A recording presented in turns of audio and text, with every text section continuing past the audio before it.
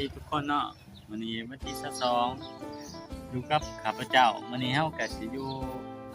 ปากเซ่มาเบิ่งบรรยากาศสภาพน้ำท่วมอันนี้หลังจากฝนได้ลดน้อยถอยลงแล้วเนาะนับตั้งแต่วันที่18 19 20ตะเอ็ดมันตกมาเฮ็ดให้น้ำท่วมหลายพื้นที่เนาะอันนี้ก็เขตตัวเมืองปากเซ่บ่อนเฮาอยู่ก็สิเป็นจุดใจกลางเมืองภาพที่เฮาเห็นก็สิเป็นโค้งเบียร์สิบจังเนาะไปเดี๋ยวสิพาไปเบิ่งสภาพออมแอมแค่นี้แหละแล้วก็สิพาทุกคนไปเบิ่งสภาพน้ำท่วมอยู่แถวจุดทาฮีนเนาะบ่อนที่ว่ามันต่ำสุดไปเบิ่งนำกันนี่เป็นสภาพบ้านเสารถก็สิบ่หลายปานใดอาหารบ่ทันอยู่จุดนั้นเนาะมันได้ขึ้นมาแล้วมาจอดหน้าพี่นี่ว่ามีตะฟังเจือน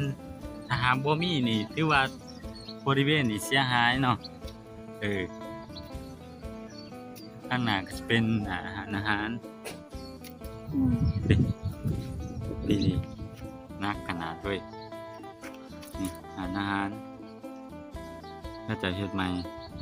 ก็เกือบเนาะเกือบเสียหายดีแต่ว่ามันฝนมันลดลง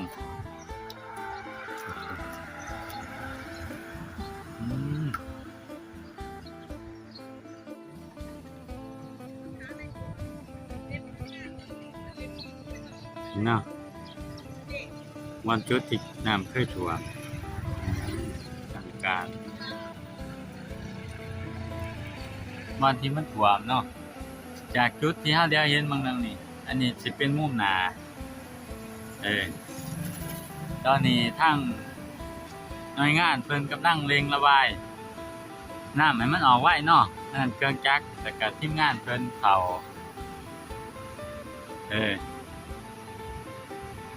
ติดตามการทำงานของเครื่องจักรอันนี้เครื่องจักรอีกเครื่องหนึ่ง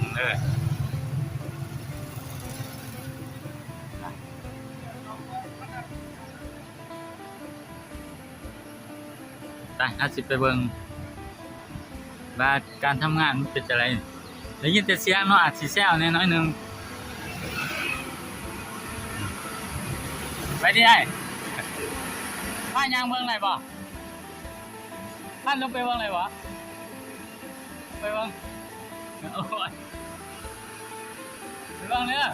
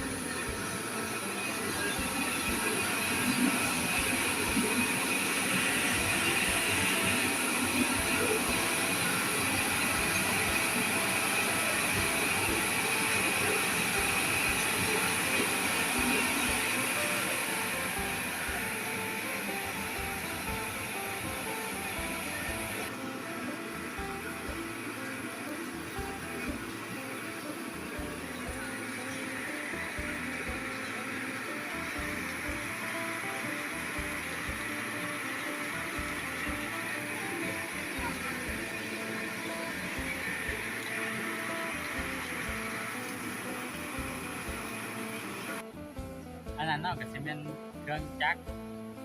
ปั้นน้ำเนาะที่ว่ามันระบายน้ำออกสู่แม่น้ำคลองเนาะก็อันนี้เป็นจุดหนึ่งแล้วก็สิไปเบิ่งอีกจุดหนึ่งที่ว่ามันก็สิเป็นลักษณะแบบนี้กันเนาะทางเจ้าหน้าที่เพิ่นก็เข้าติดตามเรื่อยอยู่เพื่อเร่งระบายบ่ให้มันท่วมเขตลงมาปากเซ่ไปจะได้ก็สิไปเบิ่งอีกจุดอื่น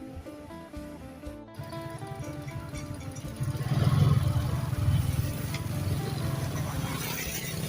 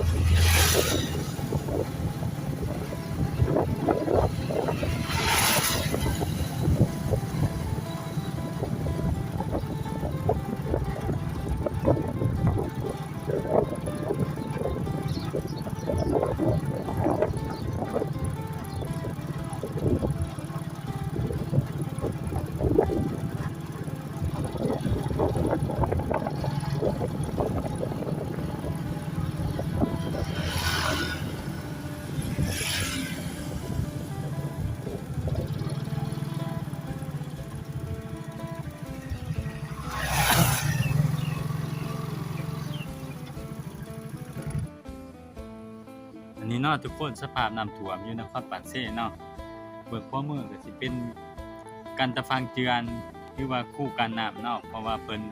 ยกระดับให้มันสูงขึ้นหรือว่ากั้นบ่ให้น้ำได้เข้าเขตนครปากเซฝั่งเบื้องซ้ายมือก็สิเป็นเรือนคนร้านอาหารเนาะจุดที่เฮาเห็นไปเบิ่งจุดใหม่เนาะทุกคนเนาะ